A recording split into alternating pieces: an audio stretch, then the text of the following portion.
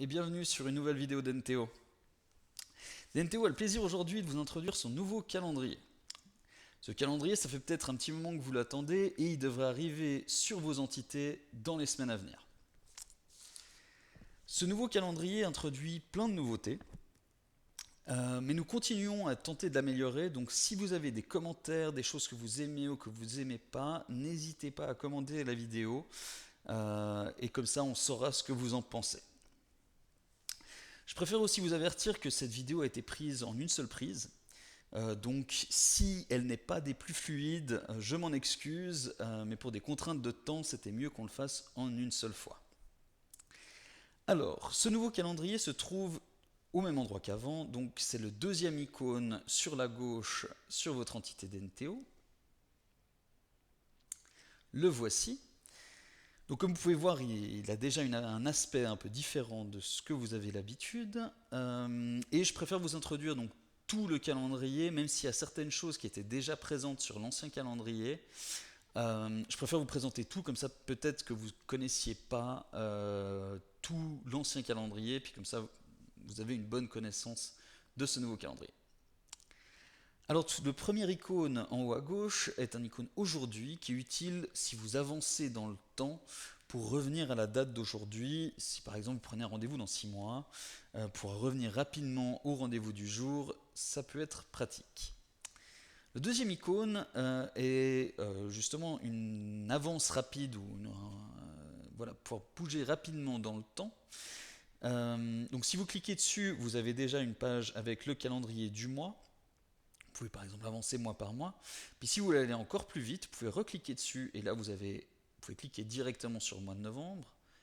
Et même cliquer 2 fois si vous voulez avancer rapidement d'année en année et aller directement sur février 2023 par exemple. On va revenir à la date d'aujourd'hui. Vous pouvez aussi avancer de semaine en semaine, simplement en cliquant avec la petite flèche. Évidemment sur une vue jour par jour, ça vous fait avancer jour par jour. Ça peut être pratique, par exemple, quand vous déplacez un rendez-vous pour voir quand est la prochaine disponibilité d'une heure ou autre. Vous avez ensuite différentes vues sur ce nouveau calendrier, tout comme sur l'ancien.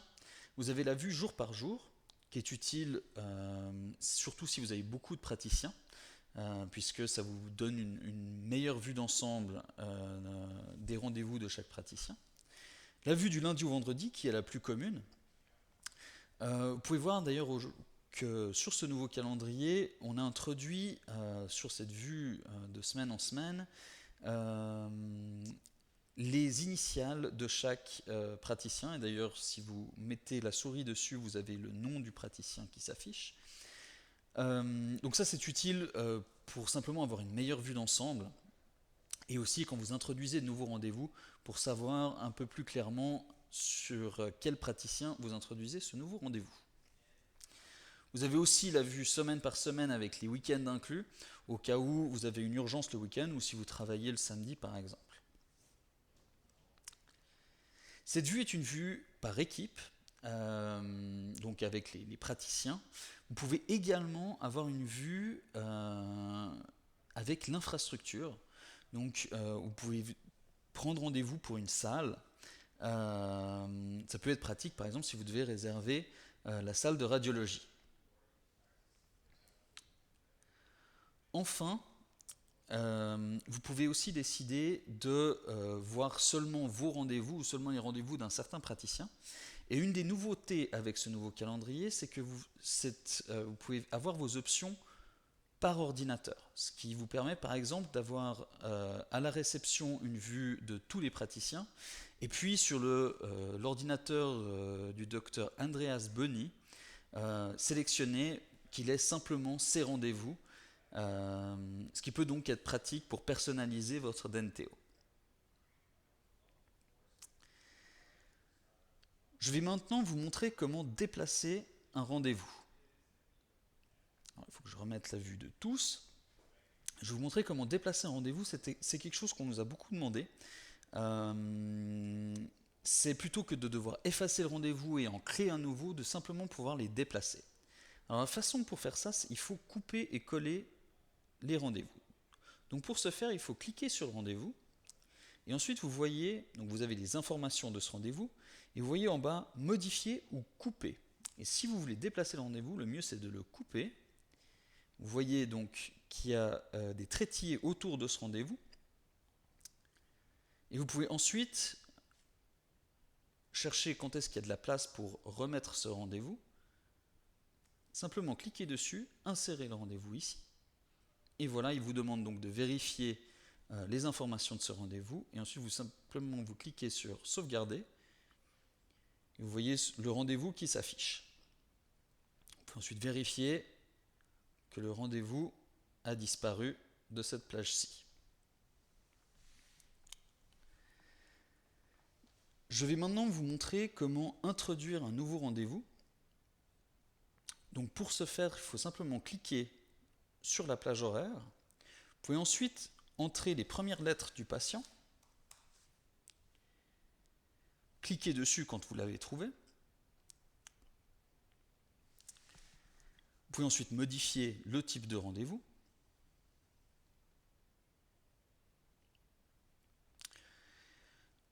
Donc chaque type de rendez-vous, vous pouvez introduire dans les réglages, je vais vous montrer après comment faire, vous pouvez introduire une durée type. Par exemple, pour ce type de rendez-vous, cette durée type est de 1 heure. Mais si maintenant, vous vous dites que pour ce patient, ça risque d'être un peu plus compliqué, donc ça risque de prendre un peu plus longtemps, vous pouvez simplement modifier puis rajouter un quart d'heure pour être sûr d'avoir le temps de faire ce que vous avez besoin de faire. Vous pouvez ensuite ajouter une description si vous avez besoin de garder quelque chose en mémoire pour ce rendez-vous.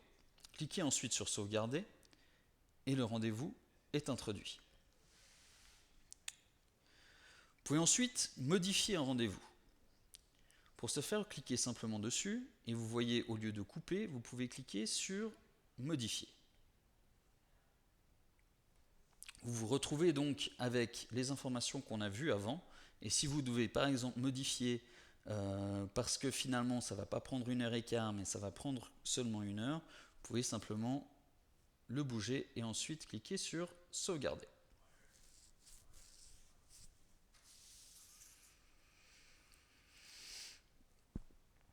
Une autre chose qui est nouvelle avec ce nouveau calendrier, c'est que vous pouvez aller plus facilement sur le dossier du patient et sur les différentes pages du patient. Pour ce faire, simplement cliquez dessus et cliquez sur les 3 petits points verticaux. Si vous utilisez un ordinateur, vous pouvez également utiliser le clic droit qui vous mènera directement à cette page, mais on a aussi introduit donc, les 3 petits points verticaux pour ceux qui utilisent des tablettes. Depuis cette page, vous pouvez imprimer directement les cartes de rendez-vous, envoyer le rendez-vous par SMS ou par email.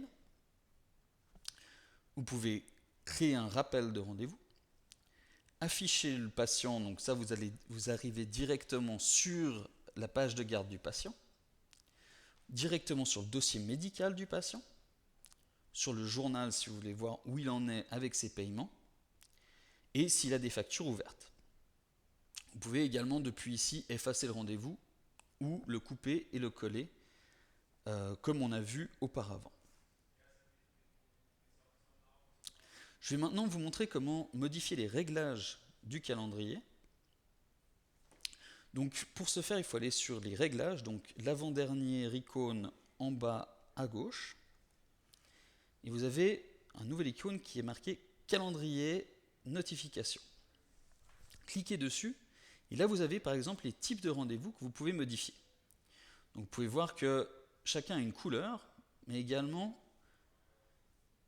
vous pouvez ajouter une durée en minutes. Vous pouvez par exemple vous dire que pour un SZU, ça va durer en règle générale 30 minutes. Comme je vous ai montré, vous pouvez également modifier si d'un coup vous pensez que ça va durer plus ou moins longtemps avec chaque patient. Voilà. Ensuite, donc d'autres choses que vous pouvez modifier, vous pouvez rajouter des ressources, donc ajouter des salles ou autres.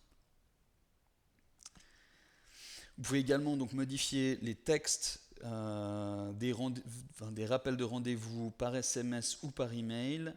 Et puis vous avez enfin des réglages du calendrier qui vous permettent d'avoir une vue dynamique, ce qui permet en fait, dépendant sur la taille de votre écran, de voir le calendrier. Par exemple, pour moi, c'est marqué de 8h à 17h. Donc ma vue de préférence du calendrier, c'est de voir tout le calendrier de 8h à 17h. Évidemment, il y a certaines limites dépendant sur la taille de votre écran, mais sur un grand écran, vous devriez pouvoir avoir toute la journée. Vous pouvez aussi modifier donc la division. Nous, on est sur des limites tous les quarts d'heure. Vous pouvez également le modifier à toutes les 10 minutes ou toutes les 20 minutes. Voilà, donc j'espère que cette présentation du nouveau calendrier vous a plu.